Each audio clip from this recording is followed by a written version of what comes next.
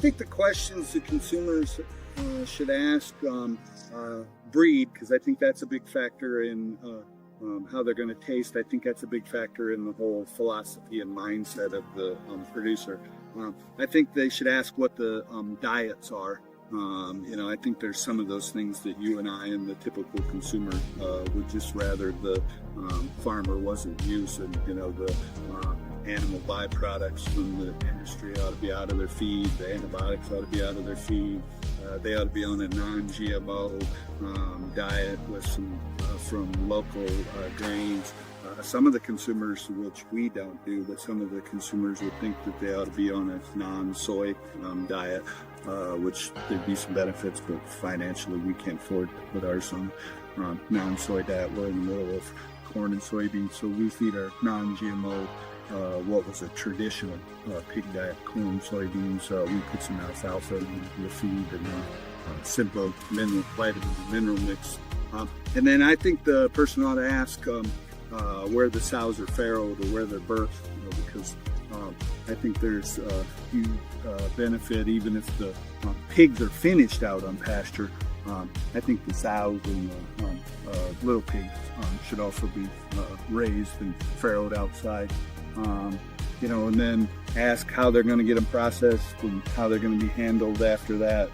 Making sure that they're taken somewhere that is going to handle that process in a professional and ethical manner, and make sure that they're going to track it. I don't want to run down any plants, but they want to make sure that their animal, the trim or the grind for the sausage isn't commingled with other people's. So you're going to go to the effort of raising the pig. You got to do the final step to make sure that you're actually getting that back. Yeah.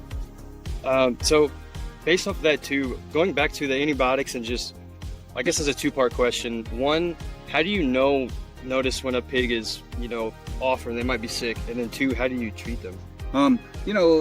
You can tell. We'll see a few. We always have a few on the farm, but you can tell if a pig is off. They'll be off away from the group a little bit slower, but if they've been off for a while, their hair coat is not smooth. If they've been off for a long while, their head will be bigger than the proportion of their body, because for some crazy reason, pigs' heads continue to grow when the rest of their body doesn't.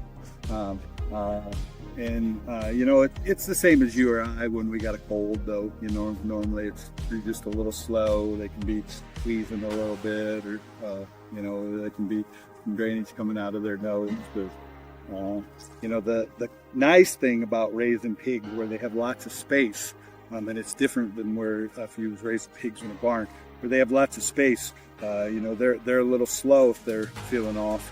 They got plenty of space to get over that and just go on with life. If they're in a barn, pigs can be really, really mean to each other, and pigs that get slow in a finishing barn, the other pigs can just kill them, just for the sake of killing them. So one big advantage of having them outside with plenty of space is if they do get a little bit slow, same as you or I, when we got a cold and we don't take antibiotics for it, you get over it, go on. And then I'll show you later today, we put a lot of steps into making sure that we have a healthy pig herd. And one of the biggest ones is we have segregation of the different classes of pigs, and then we're strictly all in, all out. So our every 6 weeks, we actually wean pigs every 3 weeks, but every 6 weeks we move those pigs off to a farrow, or off to a finishing paddock, and those pigs are never nose to nose with any of the other pigs on the farm, because you can, I always associate it the same as I always associate it with There's the loose one.